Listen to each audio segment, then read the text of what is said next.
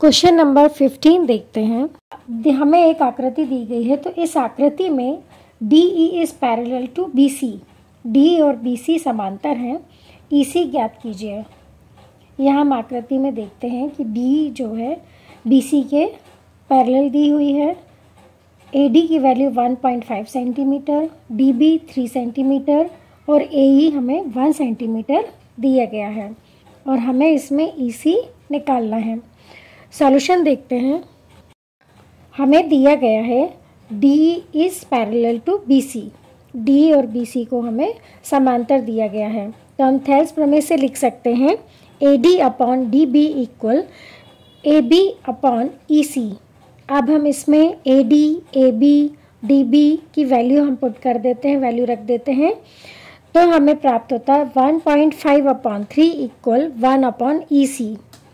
अब हम यहाँ पर तिर्यक गुणा कर देते हैं, तो हमें प्राप्त होता है 1.5 EC इक्वल 3 इंटू 1। EC की हमें वैल्यू फाइंड करना है और 1.5 का हम ट्रांसफ़र कर देते तो हमें प्राप्त होता है 3 अपॉन 1.5। अब 1.5 का हम पॉइंट हटा देते हैं तो हमें प्राप्त होगा 3 इंटू 10 अपॉन 15। अब हम इसे हल करते हैं तो हमें प्राप्त होता है 2 सेंटीमीटर।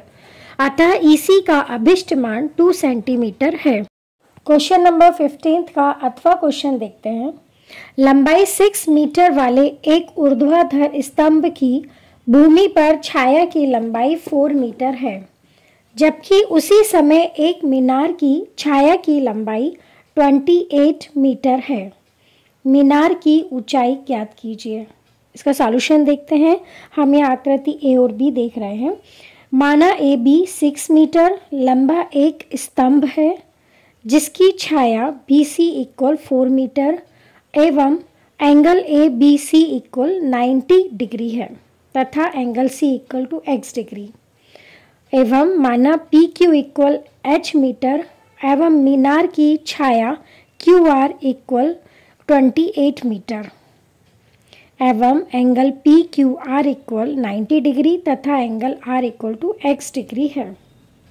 चूँकि हम देखते हैं कि यहाँ एंगल C और एंगल R जो है एक x डिग्री है, ये सूर्य का उन्नयन कोण है, एवं angle B equal to angle Q equal to 90 degree दिया है। तो हम यह देखते हैं कि हमने यहाँ पर दो एंगल इक्वल बता दिए, इन दोनों त्रिभुजों के दो एंगल हमने बराबर बता दिए हैं। तब हम कह सकते हैं अतः ट्राइंगल ABC समरूप है ट्राइंगल PQR के। हाँ, ये हम डबल A समरूपता से कह सकते हैं। जब दो त्रिभुज हमारे समरूप हो गए हैं तो समरूप त्रिभुज के प्रगुण से हम लिख सकते हैं AB upon BC equal PQ upon QR।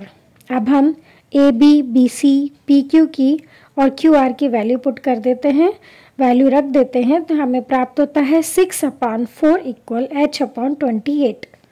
अब हम यहाँ पर तिर्यक गुणा करते हैं या क्रॉस मल्टीप्लिकेशन करते हैं तो हमें प्राप्त होता है 4h इक्वल 6 इंटू 28।